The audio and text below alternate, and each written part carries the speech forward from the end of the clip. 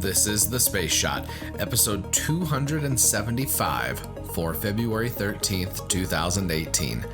Vega, Star Trek, and what I'm listening to. I'm John Molnix. On February 13th, 2012, the European Space Agency launched their Vega rocket for the first time. Vega uses 3 solid rocket motors for its first 3 stages, and then relies on a liquid 4th stage to place satellites into their correct orbits. Since its introduction in 2012, the rocket has flown 11 times, with the 12th coming up sometime this September. The first satellite that was carried into orbit by a Vega rocket launched on February 13th, 2012 as well. The LARES, or Laser Relativity Satellite, is similar to the LAGEOS satellites that I talked about back in episode 161.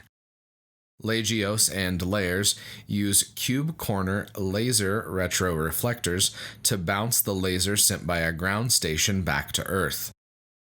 Unlike a traditional mirror, these cube corner laser retroreflectors bounce the laser light back to the source no matter what the angle. The goal of LARES is to obtain, quote, important measurements in gravitational physics, general relativity, space geodesy, and geodynamics. This last Sunday, I watched the season finale of Star Trek Discovery. This latest installment in the Star Trek universe has seemingly divided die-hard fans of Star Trek. Unfortunately, I think that since Discovery is behind the CBS All Access paywall, that gave fans a chance to hate on the show without even watching it or giving it a chance.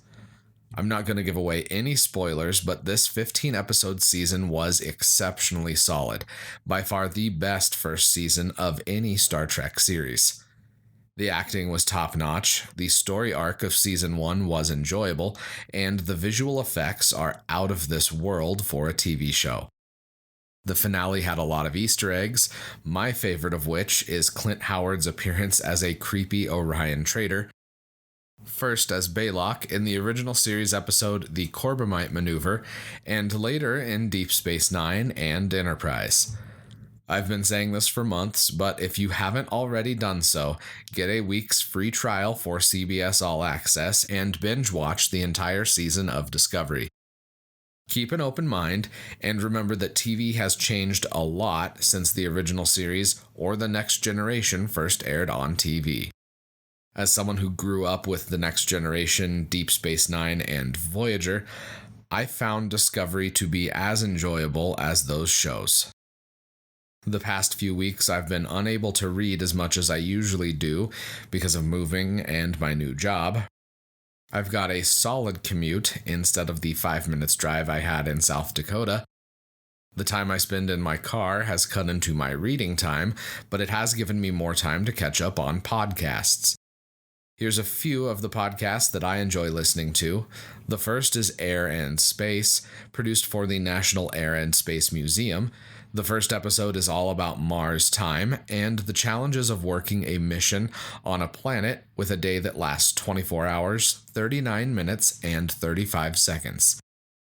The other podcast I enjoy is called Houston, We Have a Podcast, and it's the official podcast of Johnson Space Center. If you're looking for an audio drama, Girl in Space, a sci-fi mystery audio drama, is also worth checking out. There's 6 episodes, and once I'm done recording this episode, I'm going to be starting on episode 6 during my drive today. The links to all of these podcasts will be in the show notes, so check them out if you're so inclined. And if you're venturing into the Apple Podcasts app, or your podcast app of choice, I'd be super appreciative if you could leave a review for The Space Shot. To those of you that have already left reviews, thank you. For everyone else, reviews are critical because a steady stream of reviews ensures that The Space Shot stays higher up in the Apple Podcasts search algorithm. With Apple Podcasts, there seems to be a lot of dark magic, but from what I can tell, more reviews means a more visible spot in the Apple Podcasts store. As always, the show notes have more information on today's episode. You can hit me up on Instagram and Twitter. Find me at John Molnix. I'm always up to chat. You can also message me and connect with me on Facebook. Just search the Space Shot or click the link in the show notes. Tomorrow, Voyager 1, Near Shoemaker, Solar Max, and Sky Brazil 1. I'm John Molnix, and I'll catch you on the flip side.